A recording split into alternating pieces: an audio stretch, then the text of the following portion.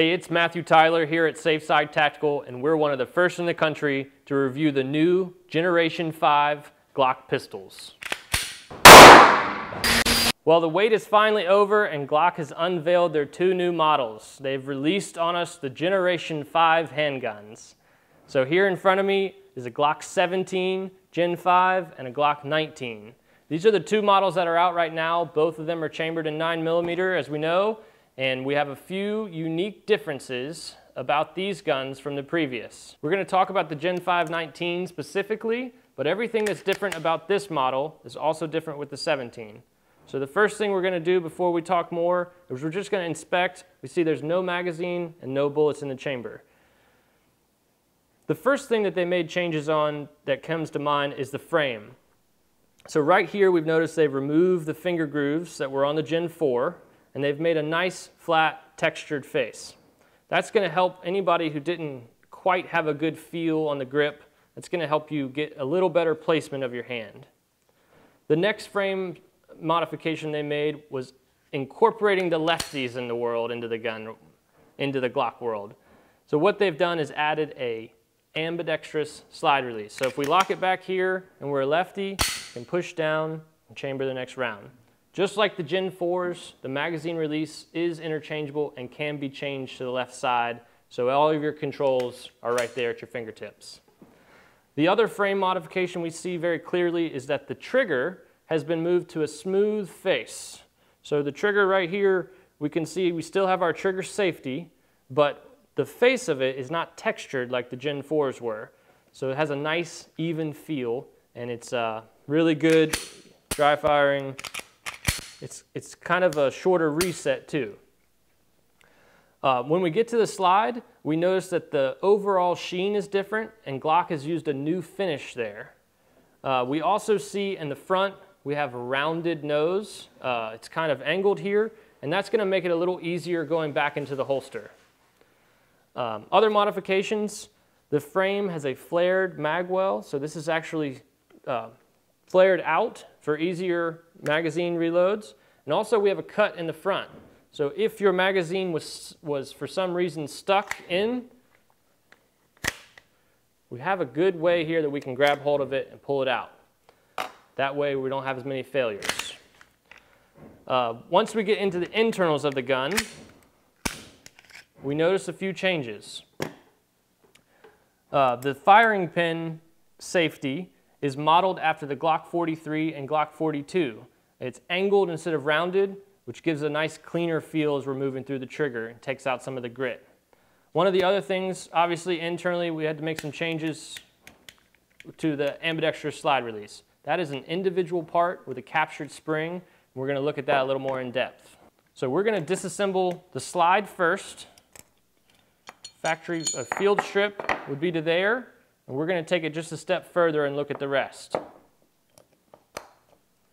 We take out our back plate, our firing pin mechanism here, our ejector spring, our ejector, and our firing pin safety. So these are the parts that make up your slide and top half of your Glock. Again, this is a 19, so we have a little bit shorter barrel than we would on the 17. But all of the other internals are the same and interchangeable. When we move to the frame, we are again noticing that there's a 2-pin design instead of the Gen 4 3-pin. So we're going to take out our trigger pin and our fire control housing pin here. All right, after we do that, take out our locking block, our ambidextrous slide release, and our trigger housing and bar comes out all together. So other than the slide lock and the magazine button, the frame is empty. Everything else is integral to the gun, to the frame. When our trigger housing, we just twist, we take our trigger bar out. Now this is one of the differences also between the Gen 4 and Gen 5. In the Gen 4, there would have been an S spring that hooked into this in the back of the housing. In this model, all of that is internal and contained. So that spring's not coming out. However, the disconnect comes out just like the Gen 4. So now we've got our gun totally stripped down. We have our frame parts over here, our slide parts here, and that's everything it takes to make it work. The polymer frame, very light. This starts out at plastic pellets, and under 2.5 minutes becomes this frame. It's very light, feels good. All right, so we've got it all in pieces now. Let's see if we can get it back together and go take it out on the range. We're going to start with our firing pin safety. This one, because it's not round, has a specific way it has to go in. And the slide is cut so it can only go in that one way. Make sure our metal is to our metal and our plastic to our plastic. Make sure the firing pin, everything is nice and tight. Then we can move to our barrel and our guide rod spring.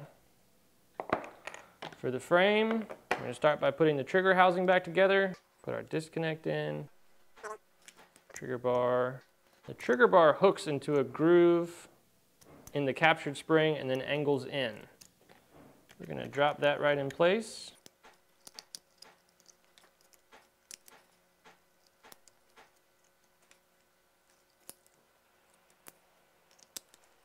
Luckily, the Glock tool does assembly and disassembly. We use our corner, and that seats our pin right at the right depth. So once we've got those pieces back together, we can start our slide. And we're good to go.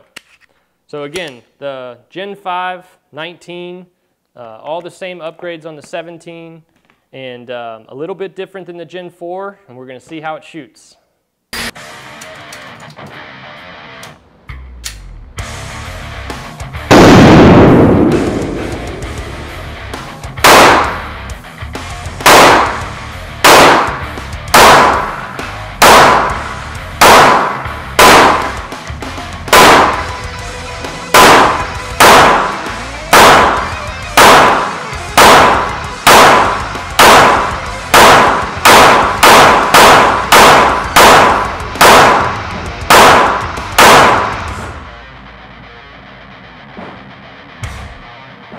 Hope you enjoyed our review of the new Gen 5 Glock pistols. Give us a like if you did, comment down below if you have questions, and make sure you subscribe to see our upcoming videos.